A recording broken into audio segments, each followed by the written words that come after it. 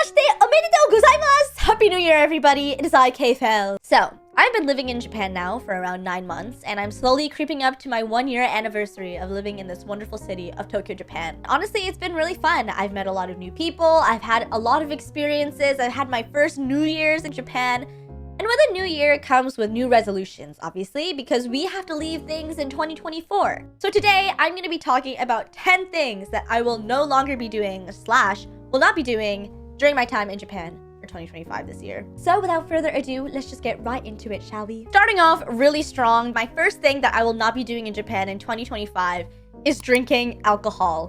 What do you mean by that? Like, alcohol is so cheap and convenient in Japan. Blah, blah. That is precisely it, my friends. You think of convenience, you think of convenience stores. And with alcohol, for example, I feel like it's so widely available no matter where you go. Back when I lived in Canada, I actually didn't really drink alcohol at all. And that's not even me being a pick-me. That's just me being broke. One bottle of soju in Canada is around $10 to $12. Whereas in Japan, you can get a bottle of soju for $2. It is really expensive to drink in Canada, which is why I didn't do it. But in Japan, I feel like if I'm gonna go hang out with my friends and we want to have a drink or two, then why don't I just go to the convenience store and buy 5 bottles of alcohol, because I'm saving money, right? Ever since I came to Japan, I've been in this mindset of wanting to meet new people, hang out, experience Tokyo nightlife because it is so convenient and accessible.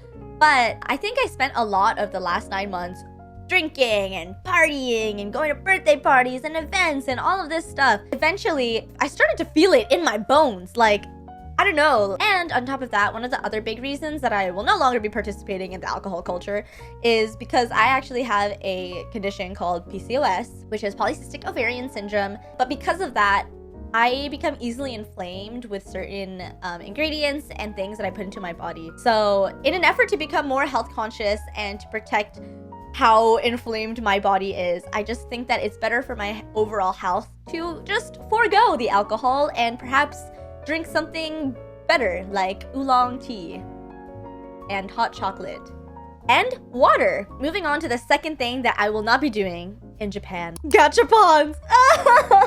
2025 is the year of the trinkets. I've been seeing everybody on short form videos doing these labubu blind boxes, Sunny Angels. I guess Sunny Angels are like out now. Everyone's talking about the labubis. I think after reflecting on all of my spending habits in the last year, I've realized that I'm an overconsumer.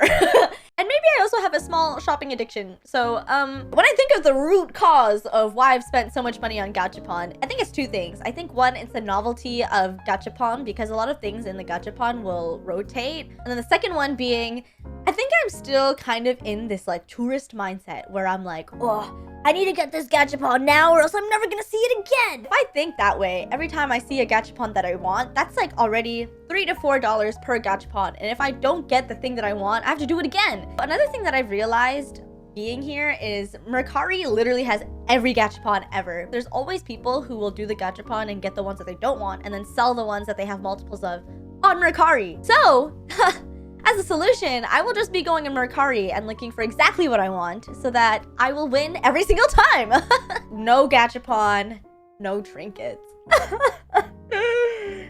Moving on. No eating out every day. I am not much of a cooker. I'll be so true and real with you. It's not that I can't cook. It's just that I don't cook. Well, it's not that I don't. Well, actually, 2 things can be true. I'm the type of person where I don't know what I want to eat until the point of becoming hangry. And at that point, I cannot be saved. I just need to get my egg sandwich from Family Mart and I just need to go. Maybe like 90% of my meals last year were spent at the kombini or supermarket. And it really is so hard, okay? Y'all don't even understand. So imagine this, a tray of sushi, and it's like fatty tuna, an egg, and ikura. And the tag was originally 1,000 yen, and then they put the 30% off on it. So it's 700 yen, which is $7 for a tray of sushi. Like, I don't know if it's just the frugal Asian mindset in me, but I see that and I'm like, oh my god, like when am I gonna get this again? It's a deal. I honestly just want to be a little bit more hyper conscious of the things that I am putting into my body in terms of what I'm eating and drinking and consuming. I am starting to get homesick and starting to feel like I miss ethnic food, okay? Especially chicken adobo. I just miss like vinegar as like a flavor or like a main ingredient because I think Filipino food is super vinegary. And when I went to the Philippines and I was having that bangos, I was like, oh my my god. Moving on to number 4 of things that I will not be doing in Japan is ignoring cultural enrichment opportunities. And by that I mean actually actively seeking out opportunities to enrich my brain with culture. I remember there was this one time where I didn't know what to do, so I was just like mindlessly walking around, which is still also fun.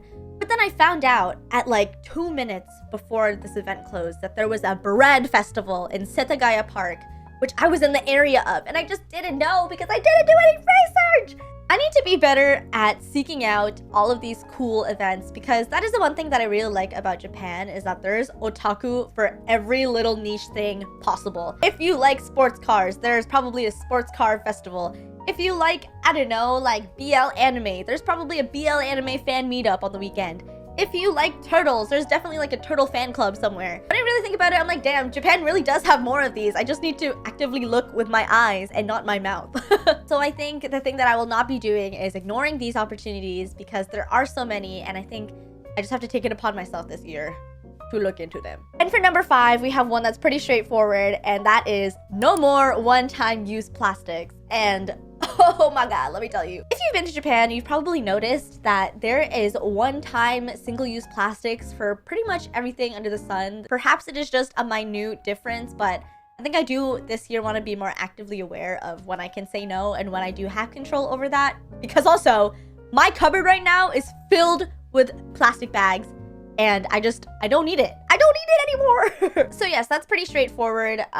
Where I can help it, I will. And where I cannot, I will just think about it for a really long time. Number 6 of things that I will not be doing in Japan is not caring about my appearance. And hold on, before I get people yelling at me being like, you shouldn't care about what other people think, blah, blah, blah. I agree, okay? I agree. I don't think anybody should care about what other people think about how you dress, how you look outside, XYZ. In my experience, especially coming from Canada, I feel like it's pretty normalized to just dress bummy outside, like wearing your sweatsuit that you slept in for 3 days straight and unwashed hair and like no makeup, which, you know what, slay girl, if you want to do that, slay. At least for me, where when I look good, I also feel good. And I think especially being in Japan, everyone, all the girlies are hot, okay? I'm just gonna be so real with you. All the girlies are looking cute. They're ready to go out. They have their bedazzled makeup. They have their hair all curled and nice. And it just makes me think like, man, I wish I could look like that. I want to be cute too. Obviously, I do think there are unhealthy mentalities towards appearance and how you look on the outside, external validation, all that stuff. Despite all of that negativity, I think for me, it's just more of like feeling good, feeling cute, being able to self-express myself in a way that feels comfortable and natural to me. And also just experimenting with different styles. This is a new era, you know? It's a new year. Might as well try new things. So yeah, that's what I think I'll be doing, is caring more about the way I look, especially when I leave my house. Number 7. In 2025, I will no longer be falling for Kisetsu Gante items. And you're probably like, girl, what the heck is a Kisetsu Gante? Kisetsu Gante is basically seasonal limited time items. In Japan, and also I just think in Asia in general, they really capitalize on things trending and things being in season. So a lot of the times what you'll see is, for example, if peaches are in season, then there will be peaches everywhere, okay? Like, you will look at a cafe, there'll be like peach tea latte, peach cobbler, peach pie, peach cookies. And then you'll go into the konbini and there's peach ice cream, there's peach flavored gummies, there's peach coffee. And all of these things will probably last around the time that this season lasts, and then they'll just get rid of it. It really just hurts my heart whenever I find a Kisetsu Gante item I love. And by the time I'm like, I really like this Kisetsu Gante item, maybe I should buy it again. It's already off the shelf. Sure, maybe it's just my trauma speaking, but I also think that it does contribute a lot to my overconsumption as well, because I just want to try things. I think a common theme you'll see here is just enjoying things in moderation. And not falling for Kisetsu Gante items is good for both my wallet and my health. So where I can help it, I will. The 8th thing that I will not be doing in Japan is not traveling domestically. This one is targeted for sure. Aside from Tokyo, Osaka, and Kyoto, I've only been to Hiroshima, Gunma. You can really travel anywhere domestically pretty easily, whether it's via the Shinkansen or a flight. And sometimes even airplanes are cheaper than the Shinkansen as well. Especially if you buy it early enough. You can go to Osaka for like $150 round trip versus on a Shinkansen going to Osaka is already around $150 one way. Traveling domestically is something that I can do really easily, honestly, and I just should because, like I said, I'm not getting any younger and my bones will be brittle by the time I decide I want to go anywhere else outside of my room. I will not continue to rot in my room. Okay, I will not do it. I will travel. The ninth thing that I will no longer be doing in 2025 is touring people I know.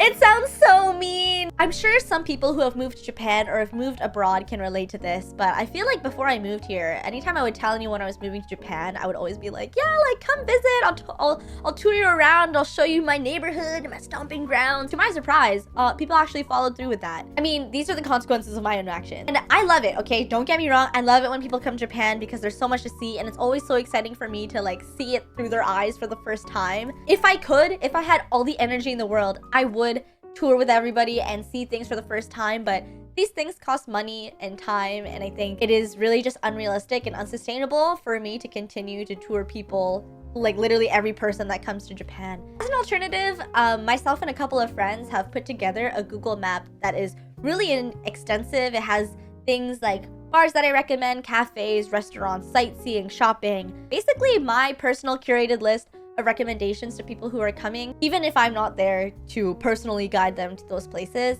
I think that is all I can really offer.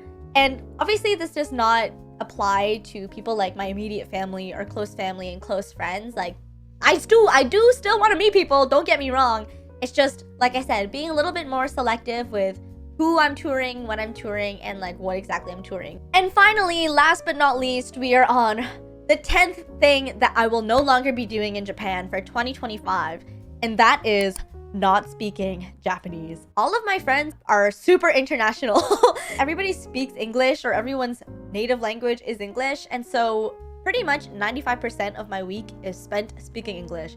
The 5% is spent talking to like cashiers and people in public who are like service workers and things like that. As much as you would probably think, oh my god, you live in Japan, your Japanese is probably so fire now. Well, no, it's actually quite the opposite. I think my listening has improved like tenfold, and I do think that my reading comprehension is slightly better than what it was when before I moved here.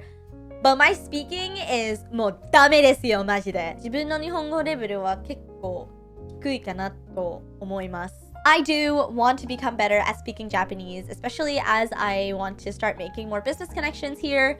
So yes, the 10th thing that I will no longer be doing in Japan is ignoring my Japanese studies. 皆さん応援してください。